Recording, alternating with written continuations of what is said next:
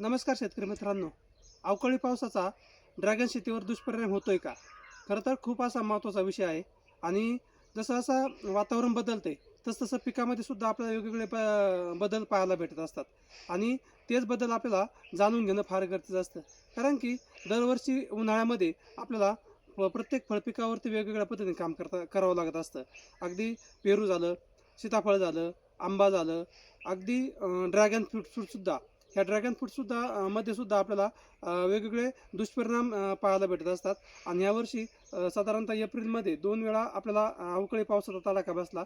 आणि अवकाळी पावसामुळे सुद्धा मोठ्या प्रमाणात नुकसान होत असतं आणि त्याचे दुष्परिणाम आपल्याला जे काही रेग्युलर सीझन असतो त्याच्यामध्ये पाहायला भेटत असतात. आता हा आपला ड्रॅगनचा प्लॉट आहे आणि साधारणतः आता 30 एप्रिल तारीख आहे. 30 एप्रिल पाहता बागेची कंडिशन खूप चांगली आहे. परंतु टेम्परेचर जर पाहिलं आत्ताच्या कंडिशनमध्ये म्हणजे या आठवड्यामधलं, तर आपल्याला 40+ टेम्परेचर पाहायला भेटते. परत टेम्परेचर असूनही आपण त्याच्यावरती उपाययोजना केला आहे की ऊन कमी लागा म्हणून आपण यावरती सेडनेटचा वापर केला आहे किंवा कावलिंग पावडरचा स्प्रेसुद्धा केलेला आहे. परंतु तरीसुद्धा या व्यतिरिक्त सुद्धा वेगवेगळ्या अडचणी आपल्याला त्यामध्ये पाहायला भेटत असतात.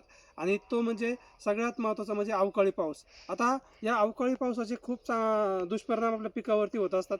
आणि ड्रॅगनमध्ये तर आपल्याला निश्चितपणे पाहायला भेटत असतात. कारण की ज्यावेळेस आपण ड्रॅगन शेती करत असतो त्यावेळेस आपल्याला खूप बारकाईने त्यावरती लक्ष द्यावं लागतं आणि त्या पद्धतीने काम राहावं लागत असतं. कारण की पाऊस पडल्यानंतर ड्रॅगन शेतीमध्ये आपल्याला फळधारणा होत असते आणि त्यानंतरच्या काळामध्ये आपल्याला त्याच्यापासून उत्पन्न भेटण्यास सुरुवात होत असते. आता हा अवकाळी पाऊस झाल्यामुळं आपलं जे काय रेग्युलर सीझन असतो किंवा रेग्युलर सीझनमध्ये आपण जी काय मालकाडी बनत असते तिच्यावरती आपला दुष्परिणाम होऊन दिसतो. आता या ठिकाणी पाहिलं तर आपल्याला कळ्या लागलेल्या दिसतात. 1 2 3 4 5 ह्या अवकाळी पावसामुळे कळ्या लागलेल्या आहेत. आणि ह्या अवकाळी पावसामुळे लागलेल्या कळ्या आपल्याला तितकासा फायदा देत नाही. कारण की ही जे पूर्ण ब्रँचेस असेल किंवा ही फांदी असेल, ह्या फांदीमधले जर आत्ताच जर जे काही स्टोरेज आहे ते असं फुलांच्या आणि फळांच्या माध्यमातून निघून गेलं तर आपल्या सीजनमध्ये कमी फळं लागण्याचा चान्सेस असतात आणि त्याचा दुष्परिणाम आपल्याला उत्पन्नावरती होत असतो. आणि जी काही फळे लागली होती आपली अवकाळी पावसामुळे ती अशा पद्धतीने होऊन गळून पडलेली आहे. म्हणजे टेम्परेचरला ही फळं टिकाव धरत नाही आणि त्याच्यामुळं काय होतं की फळं पूर्णपणे गळून पडते. म्हणून आपण ज्यावेळेस नियोजन करत असतो त्यावेळेस मात्र आपल्या पद्धतीने जे काही खताचं नियोजन असेल, औषधांचं असेल, ते संपूर्ण आपण केलेलं आहे. परंतु अवकाळी पावसाचा सुद्धा दुष्परिणाम आपल्या या ड्रॅगन बागेवर दिसून येत असतो. कारण की खरं तर ज्या वेळेस पाऊस पडायला चालू होतो त्यावेळेसच आपल्याला याच्यावरती कळी आणि फळ निघण्यास सुरुवात होत असते आणि त्याच्या माध्यमातून आपलं उत्पन्न निघत असतं. आता या ठिकाणी सुद्धा पाहिलं तर आपल्याला या ठिकाणी एक फळ आहे. आता हे जर फळ पाहिलं तर उन्हाने आधी सनबर्निंग होऊन खराब व्हायला लागलं आहे आणि याची साईज पण होत नाही. म्हणजे सगळ्यात मोठा दुष्परिणाम असा आहे की जरी फळ लागत असतं तर आपण तो माल धरू शकतो आहे. परंतु माल जरी धरला तरी आपल्याला त्याचं जे काही अपेक्षित उत्पन्न असेल, आपली जी साईज दरवर्षी 400 500 700 अगदी 1-1 किलोपर्यंत साईज व्हायची ती मात्र होताना दिसून येत नाही. आणि त्याच्यामुळं आपलं जे काही पुढील जे काही उत्पन्न असेल ते थोडंफार कमी होण्यास मदत होत असते.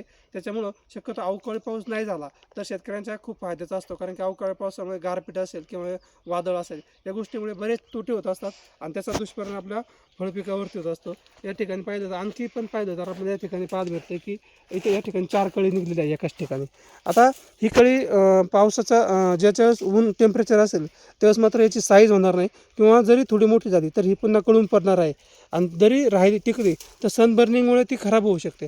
म्हणून अवकाळी पावसामुळं आपल्या या ड्रॅगन बागेवरती निश्चितपणे दुष्परिणाम होत असतो आणि त्याचा जास्त काही फायदा होत नाही. झालं तर तोटच होत असतं. म्हणून शक्यतो अवकाळी पाऊस नाही झाला तर आपल्याला फायद्याचा आहे शेतकऱ्यांसाठी.